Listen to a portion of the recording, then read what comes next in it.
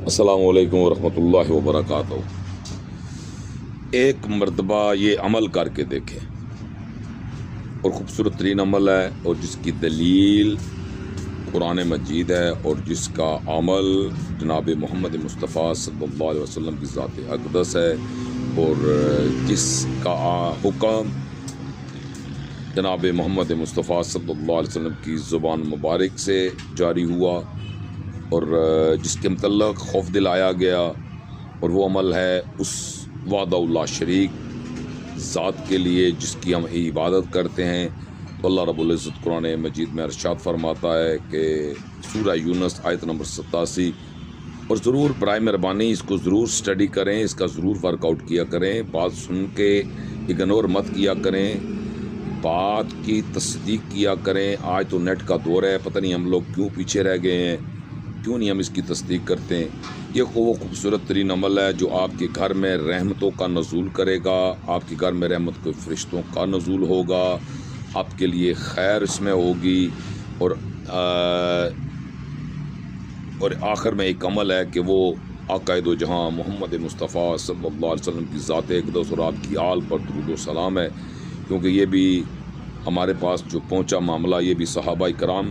کی کاوشوں کوششوں کی وجہ سے ہمارے پاس پہنچا، اور ہمیں اللہ نے عقل سے نوازا، اور ہم نے وہ معاملہ لینا ہے جس میں خیر ہو، اور جس میں خیر نظر نہیں آ رہی ہم نے اس کو چھوڑ دینا ہے۔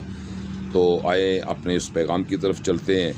کہ اللہ پاک سورہ یونس آیت نمبر 87 میں ارشاد فرماتا ہے کہ گھروں میں قبلہ بناؤ، وہاں نماز قائم کرو۔ یہ اللہ رسولوں اور نبیوں کو حکم دے رہا ہے، اور آپ کے اور میرے کریم آقا جناب محمد مصطفیٰ صلی اللہ علیہ وسلم کا عمل آپ نے اپنے گھر میں عبادت گاہ بنائی، اور جس کی مسافت مطلب کتنی دوری پر، وہ میرے بھائیوں میری بہنوں ایک قدم کی دوری پر ایک قدم سرکار دو عالم کا حجرے میں ہوتا تھا، اور دوسرا قدم مبارک آپ کا عبادت گاہ یعنی مسجد نبوی کے اندر ہوتا تھا۔ نبی صلی اللہ علیہ وسلم نے اپنے گھر کو عبادت گاہ بنا کے اسے مسجد نبوی کا لقب ملا، محمد رسول اللہ کی مسجد کا لقب ملا۔ تو یہ عمل لے لیں، ایک قدم کی مسافت پر عبادت گاہ کو بنائیں، قائم کریں، اور اللہ کے نبی کا حکم کہ اپنے گھروں کو عبادت گاہ بناؤ تاکہ تمہارے گھر میں رحمت کے فرشتے اتریں۔ تو کیا آپ چاہتے ہیں؟ میں تو عمل کر رہا ہوں الحمدللہ، اگر آپ بھی عمل کریں تو آپ کے لیے اس میں خیر و برکت ہے، کیونکہ اللہ کے نبی صلی اللہ علیہ وسلم کا ارشاد ہے کہ گھروں کو قبرستان مت بناؤ، میں اس گھر کو آگ لگا دوں جہاں عبادت نہ ہو۔